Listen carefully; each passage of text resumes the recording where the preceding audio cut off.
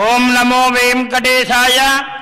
గురుబ్రహ్మా గురుర్విష్ణుః గురుర్దేవో మహేశ్వరః గురుస్సాక్షాత్ పరం బ్రహ్మ తస్మై శ్రీ గురవే నమః.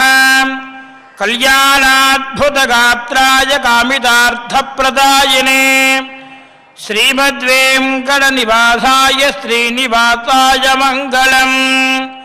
జ్ఞానానందమయం దేవం నిర్మలస్ఫటికాకృతిం ఆధారం సర్వవిద్యానాం హయగ్రీవముపాస్మహే. రామాయ రామభద్రాయ రామచంద్రాయ వేధసే రఘునాథాయ నాథాయ సీతాయా పతయే నమః. ఆంజనేయమతిపాటలాననం కాంచనాద్రికమనీయ విగ్రహం పారిజాతతరుమూలవాసినం భావయామి పవమాననందనం. అస్మద్గురుభ్యో నమః. శ్రీమతే రామానుజాయ నమః. సమస్తపరివారాయ సర్వదివ్యమంగళ విగ్రహాయ శ్రీమతే నారాయణాయ నమః. ఏడుకొండలవాడ వెంకటరమణ గోవింద గోవింద.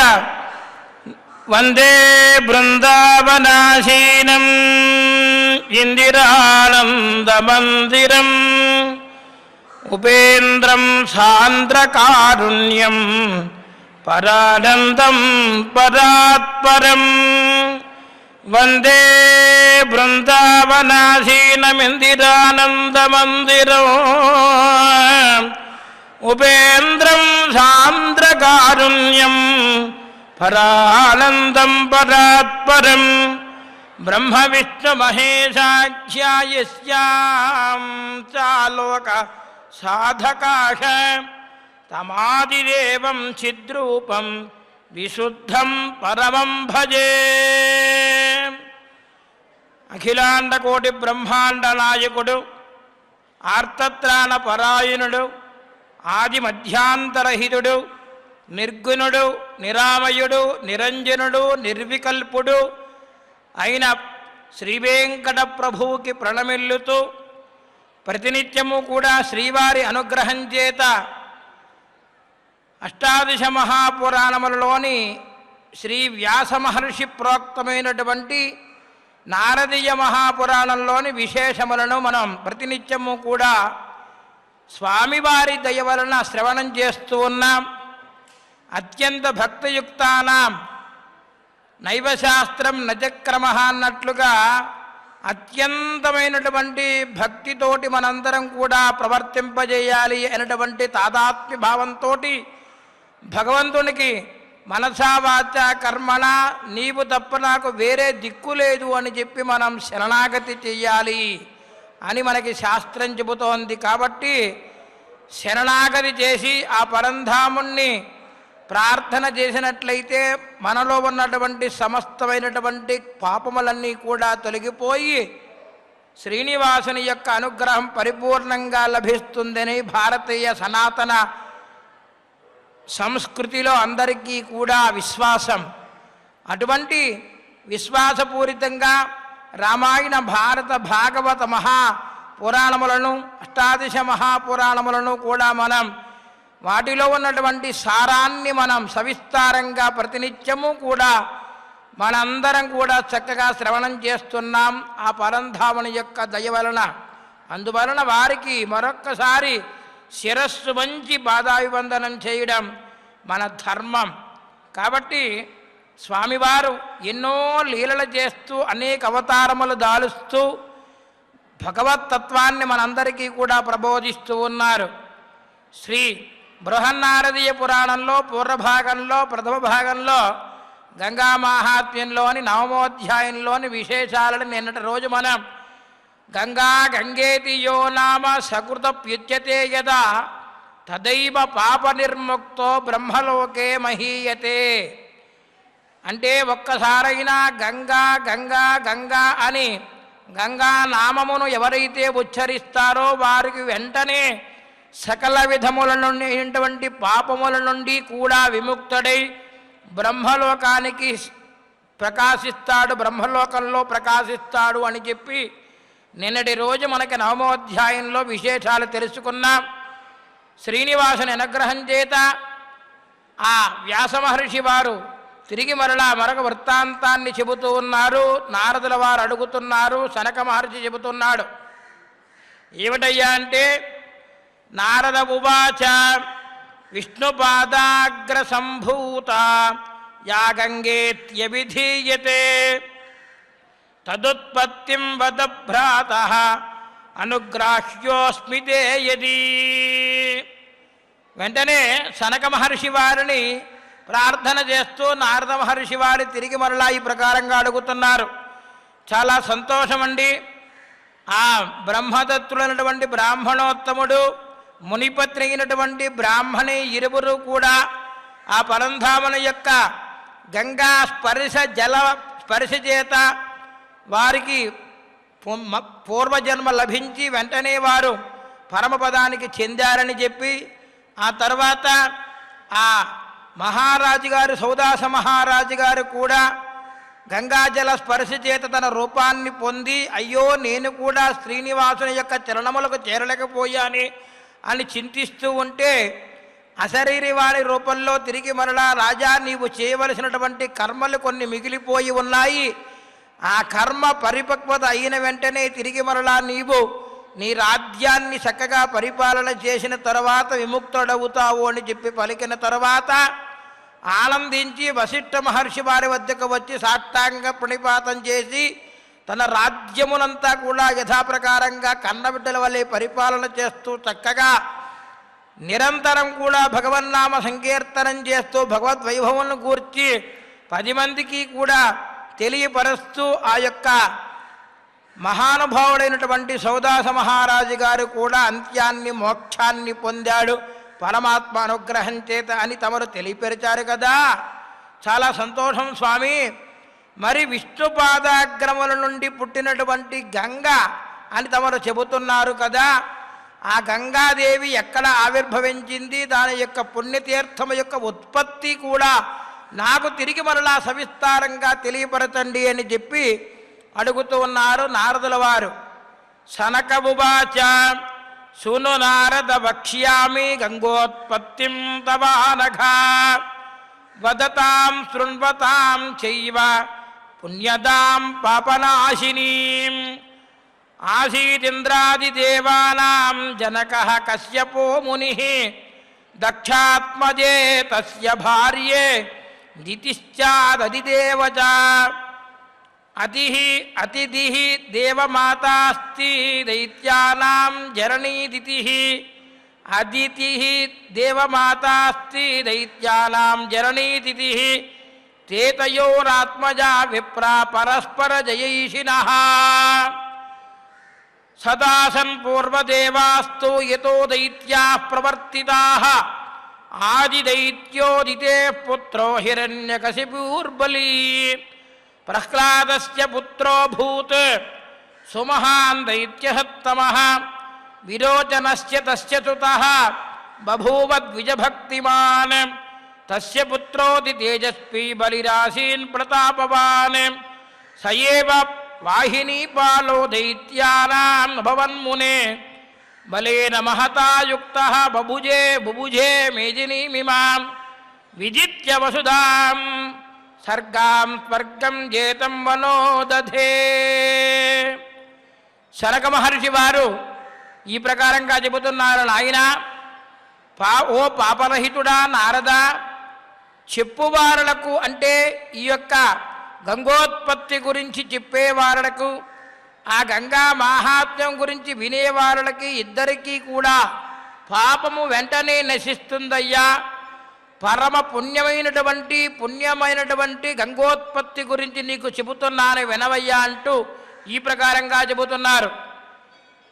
ఇంద్రాది దేవతలందరికీ కూడా కశ్యప మహర్షి వారు తండ్రి.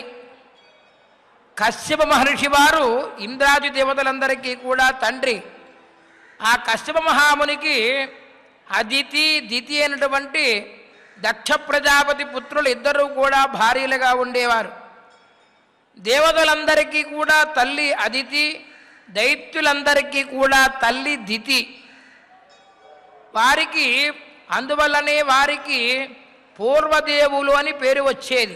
కారణం ఏమిటంటే అదితి యొక్క దితిపుత్రులైన దైత్యులందరూ కూడా ఒకానొకరు ఎల్లప్పుడూ కూడా ఇద్దరూ కూడా వారు ఉంటే వీరు వీరంటే వారు పడకుండా ఎల్లప్పుడూ కూడా వారి మీద వీరు వీరి మీద వారు జయించాలని ఎప్పుడూ కూడా కోరుకుంటూ ఉండేవారట. అటువంటి పూర్వదేవులైనటువంటి వీరు దైత్యులలో మొదటివాడైనటువంటి దితిపుత్రుడు అయినటువంటి మహాబలశాలి హిరణ్యకశిపుడు.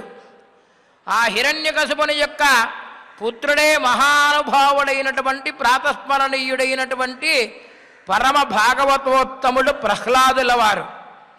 ఆ ప్రహ్లాదుల వారి యొక్క పుత్రుడే విరోచనుడు.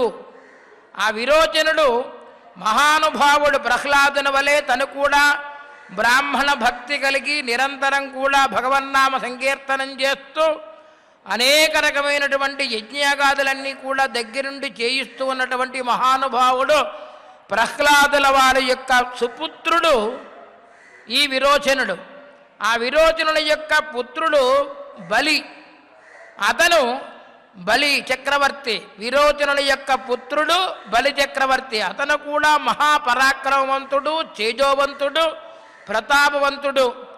అతను ఏం చేశాడయ్యా అంటే బలి చక్రవర్తి దైత్యులందరికీ కూడా నాయకత్వం వహించాడు.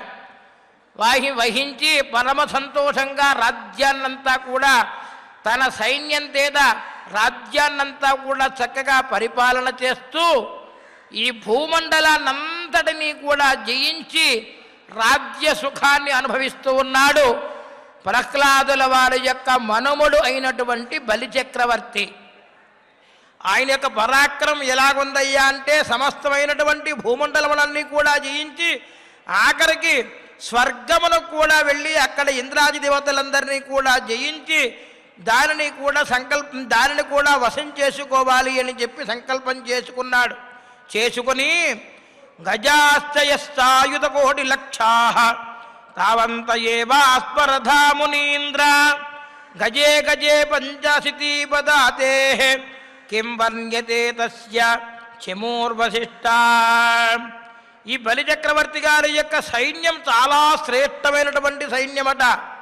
అది ఎలాగుందయ్యా అంటే 10,000 కోట్ల లక్షల ఏనుగులున్నాయి ఆ బలి చక్రవర్తి గారి యొక్క సామ్రాజ్యంలో. బలి చక్రవర్తి గారి యొక్క సామ్రాజ్యంలో ఉన్నటువంటి ఏనుగులు మాత్రమే 10,000 కోట్లు. అలాగే 10,000 కోట్ల లక్షల ఏనుగులు ఉన్నాయి. 10,000 కోట్ల లక్షల రథములున్నాయి. అదే ప్రకారంగా 10,000 కోట్ల లక్షల అశ్వములు గుర్రములున్నాయి. ప్రతి ఏనుగు వెంట 500 పదాతి సైన్యం కలిగి ఉందట. ఒక్కొక్క ఏనుగు అంటే 10,000 కోట్ల లక్షల ఏనుగులు. ఒక ఏనుగు వెంట కూడా చక్కగా అతని యొక్క పదాతి సైన్యం అంతా కూడా 500 సైన్యం ఒక ఏనుగుకి. అటువంటి ఏనుగులకి సైన్యం ఉన్నటువంటి వారు 10,000 కోట్ల లక్షల మంది చక్కగా ఏనుగులుంటే దానికి 5 రెట్లు సైన్యం పదాతి సైన్యం ఉన్నారట. ఆ సైన్యానంతా కూడా కూడగట్టుకొని ఈ చక్రవర్తి బలి చక్రవర్తి సామ్రాజ్యం చేస్తూ ఉన్నాడు. చేస్తూ బలి చక్రవర్తి గారి దగ్గర మంత్రులుగా ఉండేవారిని ఇద్దరు. వారెవరయ్యా అంటే కుంభాండు, కూపకర్ణుడు అనేటువంటి మహాబలశాలి ఇద్దరు కూడా పరాక్రమవంతులు, తేజోవంతులు, యుద్ధ నీతి తెలిసినటువంటి వారు. వారు దేవతలందరినీ కూడా జయించాలని చెప్పి సంకల్పం చేసుకుని గొప్ప సైన్యంతో బయలుదేరాడు. బయలుదేరి ధ్వజముల చేత ఛత్రముల చేత ఆకాశాన్నంతా కూడా అంటేటట్టుగా మెరుపు వలె ఆ సముద్రంలోనూ అలలు ఎలాగైతే వస్తూ ఉంటాయో అలాగే తన యొక్క సైన్యం చేతంతా కూడా అలలు వచ్చేటట్టుగా ఉందట. సైన్యం సాగుతూ ఉందట. సముద్రంలో అలలు ఎలాగైతే పైకి కిందకి ఎగసి పడుతూ ఉంటాయో అలాగే తన యొక్క బలి చక్రవర్తి గారి యొక్క పదాతి సైన్యం అంతా కూడా 10,000 కోట్ల లక్షల ఏనుగులు, 10,000 కోట్ల లక్షల రథములు, 10,000 కోట్ల లక్షల అశ్వములు, అలాగే వాటితో 5 రెట్లు ఉండేటట్టుగా ప్రతి ఏనుగుకి కూడా 500 మంది పదాతి సైన్యంతో కలిపి బలిచక్రవర్తి గారు తన యొక్క సామ్రాజ్యాన్నంతా కూడా విస్తరింపజేసుకోవడం కోసం సాక్షాత్తు యొక్క స్వర్గలోకం పైకి దండెత్తడానికి ప్రయత్నం చేసి వెళుతూ ఉన్నాడు. ఆ వెళ్ళే విధానం ఎలాగయ్యా ఉందంటే, సముద్రంలో అలలు ఎలాగైతే ఎగసిపడుతూ ఉంటాయో ఆ సైన్యం అంతా కూడా అలా ఎగసిపడుతూ యుద్ధానికి సంసిద్ధమై వెళుతూ ఉన్నారట. వెళుతూ వాళ్ళందరూ కూడా మహాభయంకరంగా ఉన్నారు. వెళ్ళి అక్కడ దేవేంద్రుడి ఉన్నటువంటి నగరానికి చేరారు. చేరి ఆ అమరావతి అయినటువంటి పట్టణం దగ్గరికి చేరి వారి యొక్క సింహమైనటువంటి పరాక్రమం చేత ఆ రాక్షసులందరూ కూడా ఆ యొక్క అమరావతిని చుట్టముట్టేశారట. ఎప్పుడైతే వజ్రకరుడు మొదలగు వారందరూ కూడా దేవతలలో గొప్ప సైన్యం ఉన్నారు, వారు కూడా విషయాన్ని గ్రహించారు. ఇద్దరికీ కూడా దేవదానవులిద్దరికీ కూడా పరమ భయంకరమైనటువంటి యుద్ధం ప్రారంభమైంది. ఆ యుద్ధం ఎలాగుందయ్యా అంటే ప్రళయకాల మేఘం వలె ధ్వనిస్తూ ఉందట. మేఘం ఎలాగైతే ఉధృతంగా ఉంటుందో, మెరుపులు వస్తాయో అలాగే ప్రకారంగా ధ్వని చేసుకుంటూ యుద్ధ భేరీలతోటి ధ్వనులతోటి భయంకరమైన యుద్ధాన్ని ప్రారంభించారు. ఇటు బలిచక్రవర్తి వారి యొక్క సామ్రాజ్యంలో ఉన్నటువంటి సైన్యము అలాగే దేవతలు కూడా పరస్పరం ఇద్దరు కూడా భయంకరమైనటువంటి బాణ పరంపరని కురిపించుకుంటూ ఉన్నారట. కురిపించుకుంటూ వాళ్ళందరూ అంటున్నారు, చీల్చండి, ఛేదించండి, భేదించండి, చంపండి, కొట్టండి అని గట్టిగా పెద్ద పెద్దగా అరుస్తూ సైన్యాన్నంతా కూడా ధ్వని చేసుకుంటూ భీకరమైనటువంటి యుద్ధం చేస్తున్నారట. ఆ శరీరం ఎలాగుందయ్య అంటే భయంకరంగా అరుస్తున్నారు. ఓ పక్క దుందు విస్ఫనాలన్నీ కూడా మోగుతూ ఉన్నాయి. దైత్యుల యొక్క సింహనాదం ఒక పక్క రాక్షసుల యొక్క సింహనాదం మరొక పక్క, రథముల యొక్క ఘీంకారములు, ఠాంకారములు, బాణముల యొక్క కేంకారములు బాణం విసురుతూ ఉంటే ఒక్కొక్క బాణాన్ని సంధిస్తూ శరవేగంగా సంధిస్తూ ఉంటే ఇరువురు కూడా ఒక్క క్షణం కూడా ఒక లిప్త మాత్ర కాలం కూడా ఆలస్యవ్వకుండా బాణ పరంపర సాగుతూ ఉందట. సాగుతూ ఉంటే అశ్వాలన్నీ కూడా సకిలిస్తూ ఉన్నాయి, ఏనుగులన్నీ కూడా ఘీంకారం చేస్తున్నాయి. ధనుష్టంకారం చేసి ఆ యొక్క బాణాన్ని వదులుతూ ఉంటే ఆ యొక్క లోకములన్నీ కూడా కంపించిపోయాయిట. చూడండి, దేవదానవులు ఇద్దరూ కూడా ఎప్పుడైతే బాణ పరంపర చేత భయంకరమైనటువంటి యుద్ధాన్ని చేస్తూ ఉన్నారో ప్రపంచమంతా కూడా తల్లడిల్లిపోయింది. ఏమిటి అకాల ప్రళయం అని చెప్పి అందరూ కూడా ఆశ్చర్యపోతూ ఉన్నారట. బభౌ దేవద్విషాంశేరా స్ఫురశ్చత్రౌగధారిణి చలద్విద్యున్నిభారాత్రి చాదితా జలదైరివ తస్మిన్ యుద్ధే మహాఘోరే గిరీన్ క్షిప్తాన్ తురారిభిః నారాజైః తూర్ణయామాసు దేవాస్తే లఘు విక్రమాః కించిత్ సంతాళయామాసు నాగైర్నాగాంధనప్రైః అస్పైరస్పాంశకేషుత్తు గదాదండైరథార్ధనన్.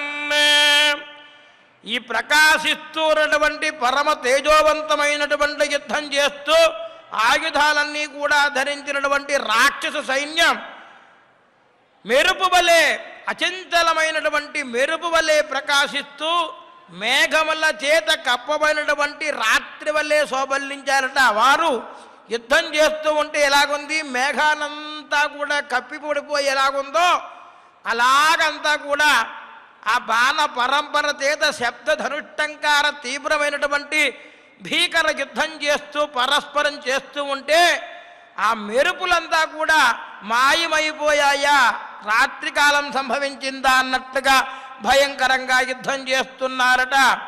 మహాఘోరమైనటువంటి ఆ యుద్ధంలో రాక్షసులు ప్రయోగించినటువంటి పర్వతములు శీఘ్ర విక్రములై దేవతల యొక్క బాణములన్నీ కూడా చూర్ణం చేస్తూ ఉన్నాయి. ఒక పక్క దేవతలు, ఒక పక్క రాక్షసులు ఇద్దరూ కూడా బాణ పరంపర, ఆ శర పరంపర చేసుకుంటూ ఉంటే ఈ రాక్షసులు ప్రయోగించినటువంటి శస్త్రములకు ఆ యొక్క దేవతల యొక్క బాణములన్నీ కూడా చూర్ణమైపోయాయట, పిండి పిండి పిండి పిండి అయిపోయాయట. ఇక ఏనుగులతో ఉన్నటువంటి వారు ఏనుగులతోటి, అలాగే రథములతోటి రథములను, అశ్వములతోటి అశ్వములను, గదల చేత మరికొందరు తీవ్రంగా కొట్టుకుంటూ ఉన్నారు. పరిఘము అన్నటువంటి ఆయుధం చేత మరికొందరు కొట్టుకుంటూ ఉన్నారు. కొంతమంది ప్రాణాలు కోల్పోయారు, మరికొందరు విమానం పైకెక్కి అక్కడ దాక్కుని వాడిని ఆశ్రయించారట. ఇలా భీకర యుద్ధం జరుగుతోంది. యుద్ధంలో దేవతల చేత చంపబడినటువంటి రాక్షసులు ఒక పక్క దైవత్వాన్ని కోల్పోయారు, ఒక పక్క దూరంగా పడిపోయారు. ఇక ఎప్పుడైతే రాక్షస సైన్యంపైకి దేవతలు భయంకరమైన యుద్ధం చేస్తున్నారు, ఇక బలిచక్రవర్తి గారి యొక్క సైన్యంలో ఉన్నటువంటి వారు కూడా ఏమి తక్కువ కాకుండా మరింత విజృంభించేశారట. రాక్షస సైన్యం కూడా మరింత విజృంభించి వారిపై పరస్పరమైనటువంటి యుద్ధం భీకరంగా జరుగుతోంది. ఆ యుద్ధం ఎలాగుందయ్యా అంటే చెబుతున్నారు, కుంతముల చేత, చక్రముల చేత, శంఖముల చేత, రోకళ్ళ చేత, అంశాల చేత, నాగళ్ళ చేత, పట్టిసముల చేత ఒకరినొకరు కూడా భయంకరంగా కొట్టుకుంటూ ఉన్నారు, ఆయుధాలన్నీ కూడా తీసుకుని. ఇక శర పరంపర సాగుతోంది. రథముల చేత, అశ్వముల చేత, ఏనుగుల చేత పదాతి సైన్యములంతా కూడా వృద్ధి చెందింపజేశారు ఈ యొక్క రాక్షసులు. దేవతలు కూడా అనేక రకమైనటువంటి అస్త్రాలన్నీ కూడా రాక్షసులపై ప్రయోగించేస్తూ ఉన్నారు. ఇట్లు తీవ్రంగా వారి ఇరువురికి కూడా 8,000 సంవత్సరముల పాటు భయంకరమైనటువంటి యుద్ధం జరిగిందట. చూడండి ఎంత ఆశ్చర్యమో. ఆ బలిచక్రవర్తి వారి యొక్క సైన్యమునకు, అలాగే ఇంద్రాది దేవతల యొక్క సైన్యమునకు కూడా భీకరమైనటువంటి యుద్ధం. 8,000 సంవత్సరముల భయంకరమైనటువంటి యుద్ధం తీవ్రంగా జరిగిందట. సూర్యోదయం నుండి సూర్యాస్తమయం వరకు యుద్ధ నియమం కాబట్టి యుద్ధం చేస్తూ ఉంటే అలాగా 8,000 సంవత్సరాల భీకరమైనటువంటి యుద్ధం భయంకరంగా అస్త్రశస్త్రముల చేత, రోకళ్ళ చేత, పిడికిల చేత, శూలముల చేత, బాణముల చేత, పరిఘముల చేత, గులక రాళ్ల చేత, అనేక రకమైనటువంటి ముద్గరములైనటువంటి ఆయుధముల చేత భయంకరమైనటువంటి యుద్ధం సాగుతూ ఉందట.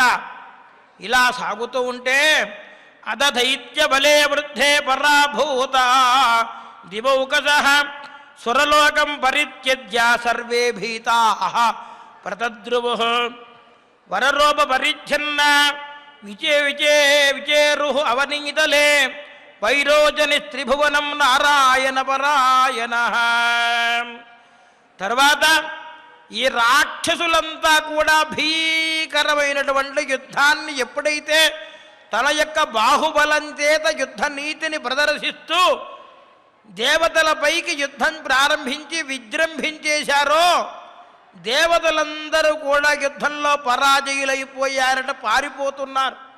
పారిపోయి ఏం చేశారు, స్వర్గాన్ని విడిచిపెట్టేసి అందరూ భయంకరంగా పారిపోయారు. మానవ రూపంతో రహస్యంగా భూలోకంలోకి తిరుగుతూ ఉన్నారట.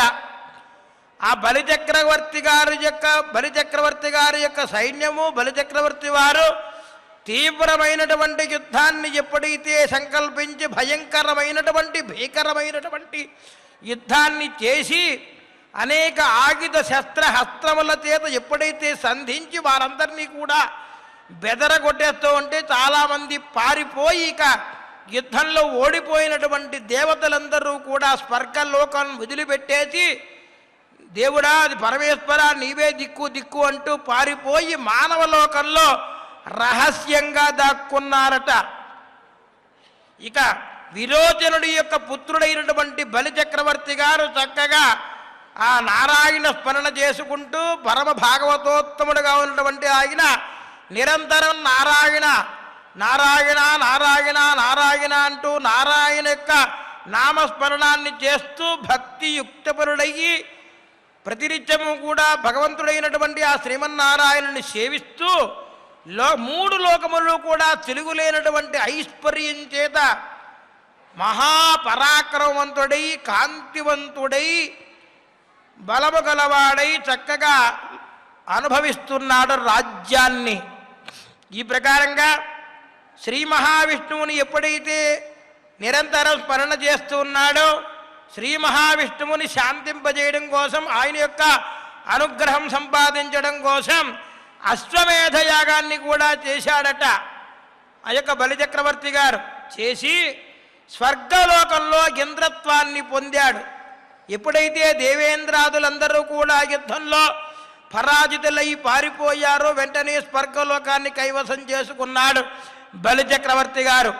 బలిచక్రవర్తి గారు స్వర్గలోకాన్ని కైవసం చేసుకున్నప్పటికీ కూడా భగవద్భక్తితోటి మాత్రం ఎప్పుడూ కూడా పరంధాముణ్ణి సేవిస్తూనే ఉన్నాడు. అంటే విద్యుక్తమైనటువంటి నిత్య విధానము, నిత్య కర్మలు అన్నీ కూడా చేస్తూ ఉన్నాడు.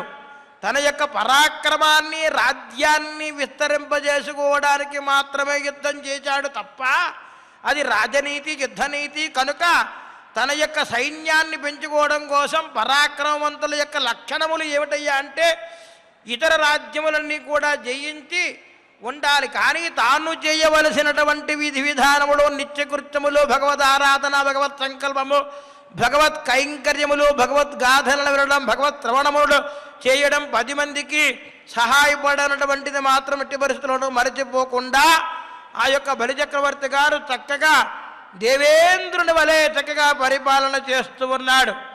ఇక చేస్తూ తాను అనేక రకమైనటువంటి దేవతా ప్రీతి కొరకు బ్రాహ్మణులందరినీ కూడా పూజిస్తూ ఉన్నాడు. చూడండి, ఆయన చేసిన మంచి పని ఏమిటయ్యా అంటే యజ్ఞయాగాదులన్నీ కూడా చేస్తూ ఉన్నారు కదా. చేస్తూ ఉంటే భగవంతుడైనటువంటి పరంధామునితో పాటు బ్రాహ్మణోత్తములు కూడా సేవిస్తూ ఉన్నాడు. కానీ రాక్షసత్వం అతని యొక్క ప్రవృత్తి కాబట్టి రాక్షస వంశంలో జన్మించాడు కాబట్టి ఏం చేశాడయ్యా అంటే ఆ బ్రాహ్మణోత్తములు, మహర్ష్యాదులు కూడా యజ్ఞయాగాదులు చేసినటువంటి హవిస్సును మాత్రం బలిచక్రవర్తియే తీసుకుంటూ ఉన్నాడట. ఇక ఇదంతా కూడా ఇలా జరుగుతూ ఉంది. ఈ దేవమాత అయినటువంటి అదితి తన పుత్రుల యొక్క దురవస్థను చూసి మిక్కిలి బాధపడుతోందిట, మిక్కిలి దుఃఖించింది. ఏమిటి? ఈ ప్రహ్లాదుల వారి యొక్క మనవడైనటువంటి బలిచక్రవర్తి గారు యుద్ధానికి వచ్చి నా యొక్క కుమారులందరినీ కూడా పరాజితులు చేయించేసి తిరిగి స్వర్గము నుండి పారద్రోలారు కదా, వారందరూ కూడా పారిపోయారు కదా, ఏమిటి వీరికి ఇటువంటి దురవస్థ కలిగింది అని చెప్పి ఆ దేవమాత అయినటువంటి అదితి చాలా బాధపడిందట. బాధపడి దుఃఖించి ఏమి చెయ్యాలరా శ్రీమన్నారాయణ పరమేశ్వర అంటూ ఆమె కూడా హిమవత్ పర్వతం దగ్గరికి వెళ్ళి అక్కడ తీవ్రమైనటువంటి తపస్సు ప్రారంభించిందట అదితి మాత. ఆ తపస్సు ఎలా చేస్తోందయ్యా అంటే నిరంతరం కూడా భగవంతుణ్ణి ధ్యానం చేస్తూ ఉన్నటువంటి ఆమె ధ్యానంలో తపస్సు ప్రారంభించింది. ప్రారంభించి కొంతకాలం తర్వాత నిలబడింది. ఆ నిలబడిన తర్వాత కొంతకాలం ఒంటికాలిపై నిలబడి తపస్సు చేస్తోంది. మరికొంతకాలం తర్వాత బొటన వ్రేలిని మాత్రమే భూమిపై ఉంచి తపస్సు చేస్తూ ఉంది. ఆ తర్వాత మొట్టమొదట ఫలములను భుజించేది, ఆ తర్వాత ఎండి ఆకులను భుజిస్తూ ఉంది. క్రమక్రమంగా గాలిని మాత్రమే భుజిస్తూ నిరాహారంతో మనస్సులో సచ్చిదానంద స్వరూపుడైనటువంటి ఆ శ్రీమన్నారాయణుని ధ్యానం చేసుకుంటూ తీవ్రమైనటువంటి తపస్సు చేస్తూ ఉంది ఆ మాత. ఎప్పుడైతే ఆ మాత తీవ్రమైనటువంటి తపస్సు చేస్తూ ఉందో ఇలాగా 1000 దివ్య సంవత్సరాల తపస్సు చేసిందట మాత. అదితి మాత 1000 దివ్య సంవత్సరములు, 1-2 రోజులు కాదు, సంవత్సరం కాదు, నెల కాదు, పక్షం కాదు, నెల కాదు, సంవత్సరం కాదు, 1000 సంవత్సరములు తీవ్రమైనటువంటి దివ్య సంవత్సరములంతా కూడా తీవ్రమైనటువంటి తపస్సు చేసిందట. అంతులేని ఆ యొక్క తపస్సు చేస్తూ ఉంటే దిక్కులన్నీ కూడా పెక్కడెళ్ళిపోయాయిట. ఆ తపస్సును మాయావి అయినటువంటి ఈ బలిచక్రవర్తి గారి యొక్క సైన్యం అంతా కూడా చూశారు. బలిచక్రవర్తి గారంతా కూడా వారంతా కూడా గ్రహించి వారందరూ కూడా దేవతా రూపంలో అక్కడికి వచ్చారట. వచ్చి ఆ మాతకు నమస్కరించి, ఓ తల్లి, శరీరంతో శుష్కించబోయి నీవు తపస్సు చేస్తున్నావు, ఏమిటిది? నీకు ఇంత దుష్కృతి ఎందుకు కలిగింది? నీ యొక్క కుమారులు అక్కడ తల్లి లేనటువంటి వారుగా ఉన్నారు, మాత లేనటువంటి శిశువు రక్షణ ఉంటుందా? కాబట్టి నీవు ఈ తపస్సును వదిలిపెట్టము, ఇంత శ్రమపడి నీవు తపస్సు చేయవలసినటువంటి అవసరం ఏముంది అని చెప్పి పలుపది విధములుగా తపస్సును భంగం చేయడం కోసం ప్రయత్నం చేస్తున్నారు దేవతా రూపములను దాల్చి వచ్చినటువంటి బలిచక్రవర్తి గారి యొక్క సైన్యంలో ఉన్నటువంటి ప్రముఖులు.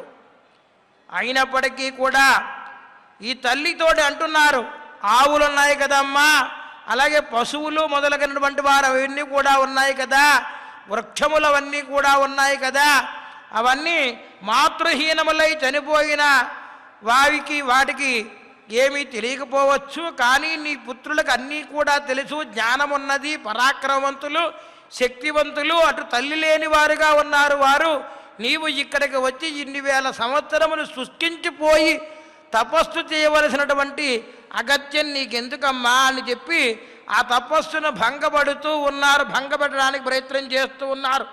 అయినప్పటికీ కూడా ఆ మాత ఏమీ చెలించలేదట. చూడండి, సంకల్పంతో భగవంతుణ్ణి ధ్యానం చేయడం, ఒక్క లిప్తకాలం చేయడం చాలా కష్టం.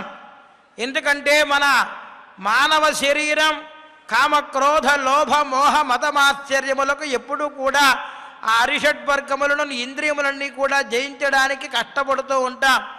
కానీ ఒక్క క్షణమాత్రము ఈ తపస్సు చేసుకుని భగవంతుణ్ణి ధ్యానం చెయ్యాలంటేనే మనస్సు లగ్నం కాదే. అయినప్పటికీ కూడా తన పుత్రుల యొక్క దురవస్థని చూసినటువంటి అదితి మాత 1000 దివ్య సంవత్సరములు తపస్సు చేసిందట. ఎంత మహా తల్లో ఆమె చూడండి. ఎప్పుడైతే తపస్సును భంగం కలగజేయాలని చూశారో వెంటనే ఆమె ఏమీ చెలించకుండా సదా ఆ పరమేశ్వరుని పరంధాముణ్ణి ధ్యానం చేస్తూనే ఉందట.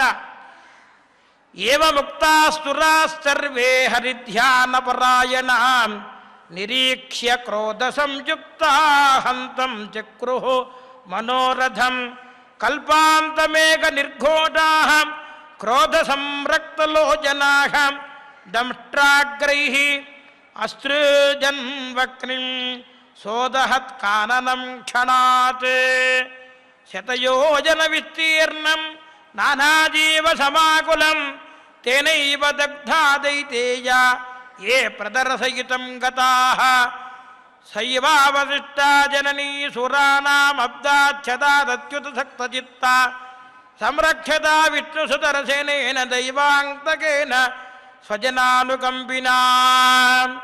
ఈ ప్రకారంగా ఎప్పుడైతే పలుకుతూ ఉన్నారో వారందరి యొక్క విషయములన్నీ కూడా తెలుసుకొని దేవతా రూపంలో ఉన్నవారైనప్పటికీ కూడా వారు నా యొక్క పుత్రుడు కాదు అని తెలుసుకుంది అదితి మాత. వీరందరూ కూడా రాక్షసులే అని తెలుసుకొని ఆ హరినామ స్మరణ చేసుకుంటూ ధ్యానం చేసుకుంటూ అదితి మాత ఎప్పుడైతే తన యొక్క రాక్షసులు చెప్పిన మాట వినలేదో ఆమెని వారందరూ కూడా తీవ్రమైనటువంటి కోపాంతో ప్రదర్శించి ఆమెని చంపడానికి సంకల్పం చేసేసుకున్నారట.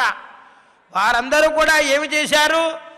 దేవతా రూపం ధరించి తన పుత్రుల వలె వచ్చి మమ్మల్ని కాపాడమ్మా, పుత్రులు లేని మాకు దిక్కు ఏమిటి, నీవే దిక్కు అమ్మా అని చెప్పి మోసపూరితమైనటువంటి మాటల చేత తపోభంగం కలిగించాలని చెప్పి ప్రయత్నం చేసి ఆ ప్రయత్నానికి అదితి మాత లొంగకపోయేసరికి వెంటనే ఆ తల్లిని సంహరించాలి అని సంకల్పం చేసుకున్నారు. ప్రళయకాలమునందే మేఘముల వలె కోపంతో ఎప్పుడైతే ఇలా చేశారో వెంటనే కూడా తీవ్రమైనటువంటి కోపం వచ్చి ఆ అలివంతా కూడా దగ్ధం చేసేశారట. అనేక ప్రాణులన్నీ కూడా చాలా బాధపడుతూ ఉన్నాయి. అవన్నీ కూడా అరణ్యంలో ఉన్నటువంటి దట్టమైనటువంటి అరణ్యం అంతా కూడా అండుకుపోయి 100 యోజనముల విస్తీర్ణం కలిగి ఆ వనమంతా కూడా అగ్ని చేత దహించబడిపోయిందట. కానీ ఈ అజితి మాత చేస్తున్నటువంటి తపస్సును మాత్రం భంగం చేయలేకపోయారు రాక్షసులు. భక్తికి పరమేశ్వరుడు అనుగ్రహిస్తాడు, భక్తితో ఉన్నటువంటి వారిని సంరక్షిస్తాడు అని చెప్పి మనకి చెబుతోంది, శాస్త్రం చెబుతోంది. కాబట్టి వెంటనే ఈ యొక్క దుష్కర్మ చేయడానికి సంకల్పం చేసినటువంటి వారందరినీ కూడా ఆ శ్రీమన్నారాయణుని యొక్క దివ్యమైనటువంటి దక్షిణ హస్తంలో ఉన్నటువంటి సుదర్శన చక్రము చేత కాపాడబడిందట. అదితి మాత చేయబడి 1000 సంవత్సరముల నుండి ఇక మహావిష్ణువునే ధ్యానం చేస్తూ ఉందట. ఎప్పుడైతే వీరు ఆమెను సంహరించాలని చెప్పి దావాగ్ని మొత్తం కూడా చేసి 100 యోజనములైనటువంటి అరణ్యానంతా కూడా ఎప్పుడైతే దహించేశారో సుదర్శన చక్రం శ్రీమన్నారాయణ యొక్క చక్రం పురస్సహస్రార శిఖాతి తీవ్రం సుదర్శనం భాస్కర కోటి తుల్యం సురద్విషాం ప్రాణ వినాశి విష్ణోశ్చక్రం తదాం శరణం ప్రపద్యే. కాబట్టి ఆ సుదర్శన చక్రం అనేటువంటి కవచం అజితి మాతను కాపాడిందట. శ్రీమన్నారాయణున్నే మనస్సులో ధ్యానం చేసుకుంటూ అనేక రకమైనటువంటి తపస్సు చేస్తూ ఉంది అమ్మ. ఎంత పట్టుదలతోటి విశ్వాసంతో భగవంతుణ్ణి సేవిస్తుందో చూడండి అమ్మ. అలాగే మనం కూడా 1000 సంవత్సరములు దివ్య సంవత్సరములు తపస్సు చేసినటువంటి శక్తి మనకి లేకపోవచ్చు. కానీ క్షణమాత్రం లిప్త కాలమైన ఆ పరంధామణి యొక్క నామస్మరణతోటి మనస్సుతోటి మనస వాచ కర్మణ త్రికరణ శుద్ధిగా ఒక్క క్షణమాత్రమైన పరంధాముణ్ణి ధ్యానం చేస్తే సమస్తమైనటువంటి పాపములన్నీ కూడా హరించే పరమాత్మైనటువంటి ఆ పరంధాముని శ్రీనివాసునికి శిరస్సు వంచి పదాభివందనం చేస్తూ సాష్టాంగ ప్రణిపాతం చేస్తూ అనేక రకమైనటువంటి భక్తితత్వముల గురించి వాటి వాళ్ళ యొక్క ప్రయోజనముల గురించి ఎల్లప్పుడూ కూడా భగవన్నామ సంకీర్తనం చేయండి అని చెప్పి మనకి ప్రేరేపిస్తూ ఉద్దేపిస్తూ ప్రబోధిస్తున్నటువంటి ఈ నారదీయ మహాపురాణంలోని మరిన్ని విశేషములను ప్రతినిత్యము కూడా శ్రీనివాసుని త్రిచరణముల చెంత సదా మనం సేవించుకునే శ్రవణం చేసుకునే భాగ్యం పరంధాముడు కలిగించాలని చెప్పి ఆ వెంకట ప్రభుకి మరొక్కసారి సాష్టాంగ ప్రణిపాతం గావిస్తూ శ్రియకాంతాయ కళ్యాణ నిధయే నిధయేర్థినాం శ్రీ వెంకట నివాసాయ శ్రీనివాసాయ మంగళం శ్రీవైకుంఠ విరక్తాయ స్వామి పుష్కరిణీతటే రమయా రమమానాయ వెంకటేశాయ మంగళం మంగళాశాసనపరైర్మదాచార్య పురోగమైః సర్వైశ్చ పూర్వైరాచార్యైః సత్కృతాయాస్తు మంగళం. సర్వం శ్రీకృష్ణార్పణమస్తు. శ్రీ అవధూతాశ్రమము బోధానంద సత్యారామూర్తి ఆర్యుల గోసేవాశ్రమము మరియు వృద్ధాశ్రమము పడాల. ఆశ్రమములో గోసేవ గోవుల దానము స్వీకరించుట, మీ నవగ్రహ దోషములు పోవుటకు గోపూజ చేయబడును. మూలికా వైద్యము గోపంచగవ్య వైద్యము చేయబడును. యంత్రములు తావీదులు ఇవ్వబడును. శాంతి హోమములు చేయబడును. మీ ఆత్మీయుల పుట్టినరోజు పెళ్లి రోజు మరియు వర్ధంతి వంటి ముఖ్యమైన దినములలో గోసేవ లేదా అన్నదానం చేయదలిచిన వారు సంప్రదించండి. మా వృద్ధాశ్రమంలో ఖాళీలు కలవు. చేరదలిచిన వారు సంప్రదించండి. శ్రీ శ్రీ శ్రీ స్వామి బోధానందగిరి శ్రీ అవధూతాశ్రమము అయ్యప్ప స్వామి గుడి దగ్గర పడాల, తాడేపల్లిగూడెం 2. Cell numbers 7981356374 96180341138.